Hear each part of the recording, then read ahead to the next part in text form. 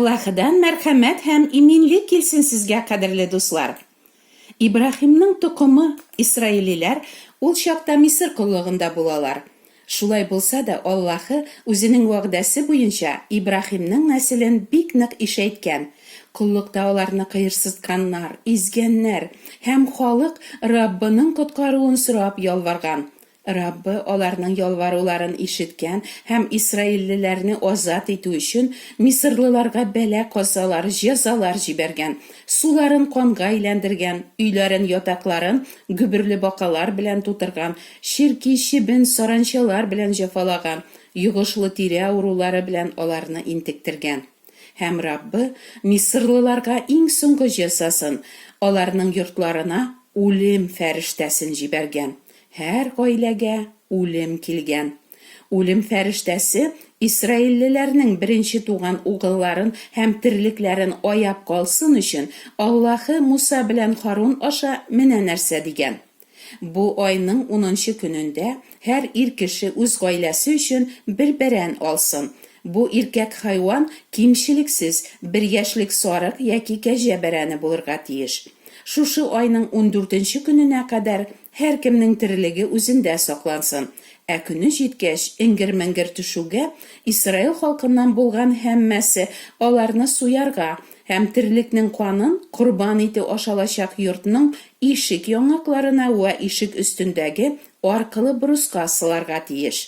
Шул ук төнне бәрәнне ут өстендә кыздырып, аның итен төши икмәк һәм ачы үләннәр белән бергә ашасыннар.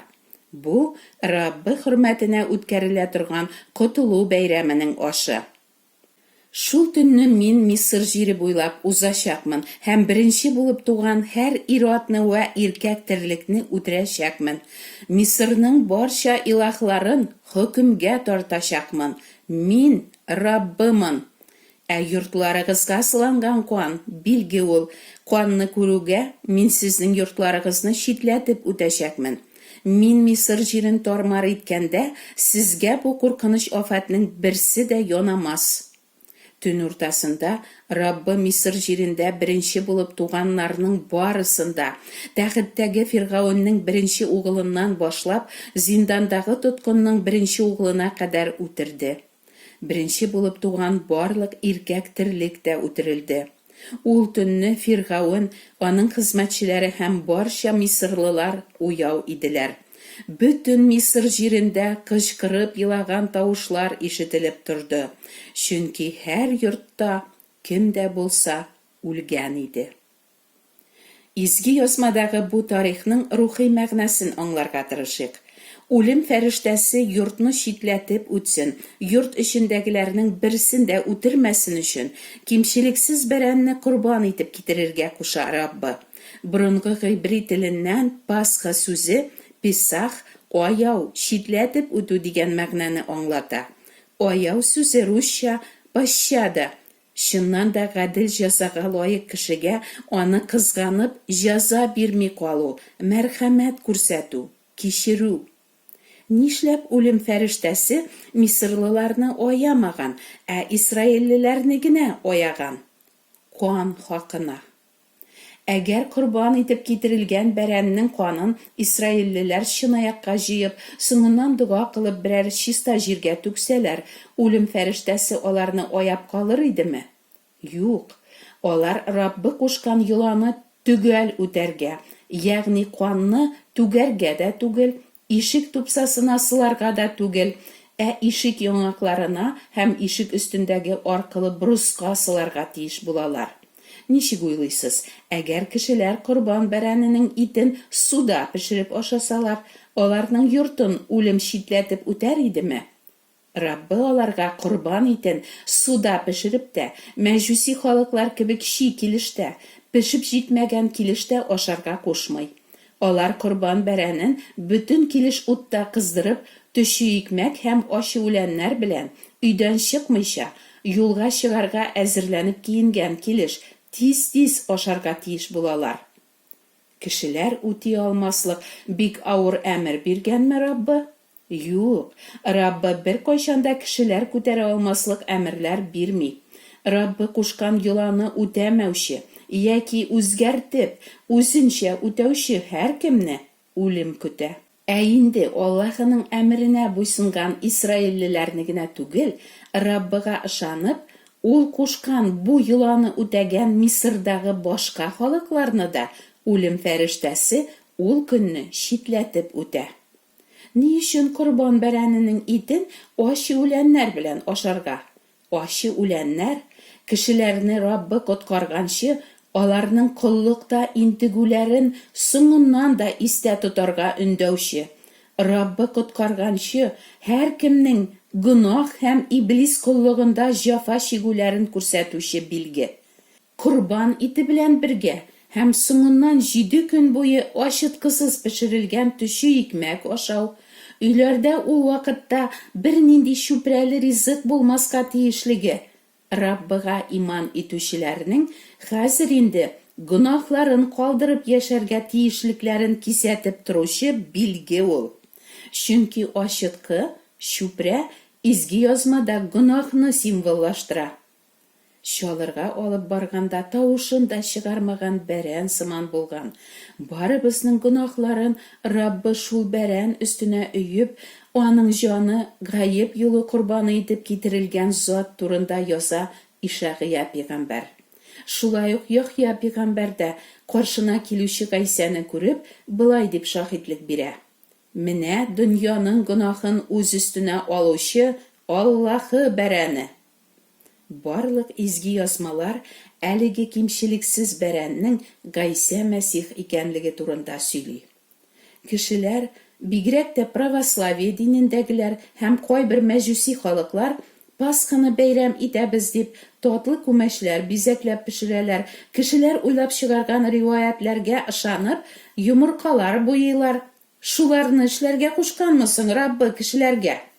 Ишәгыя пәйгамбәр аша Аллаһы шундый дини бәйрәмнәр турында менә нәрсә ди. Гөнаһларыгыз белән бозылган изге җыеннарыгызга түзеп тора алмыйм.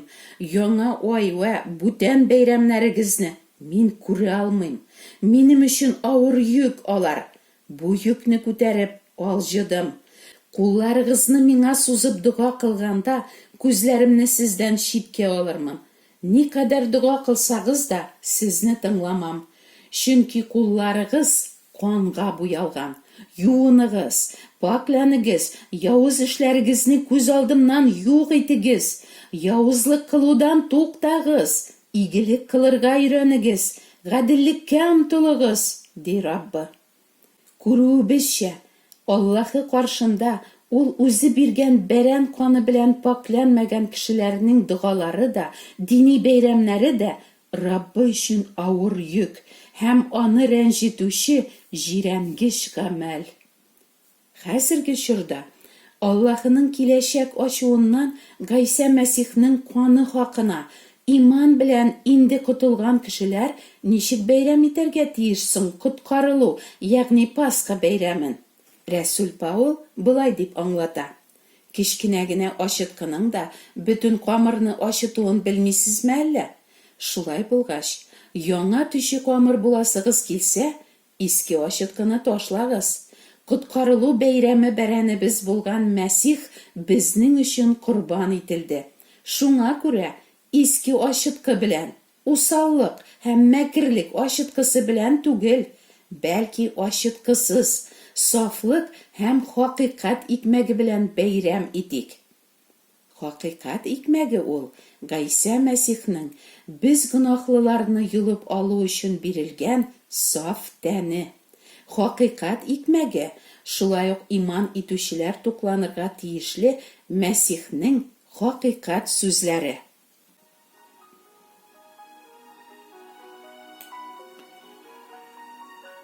Шулай итеп, Пасха сүзе үтермичә, шитләтеп, аяп үтүне аңлата.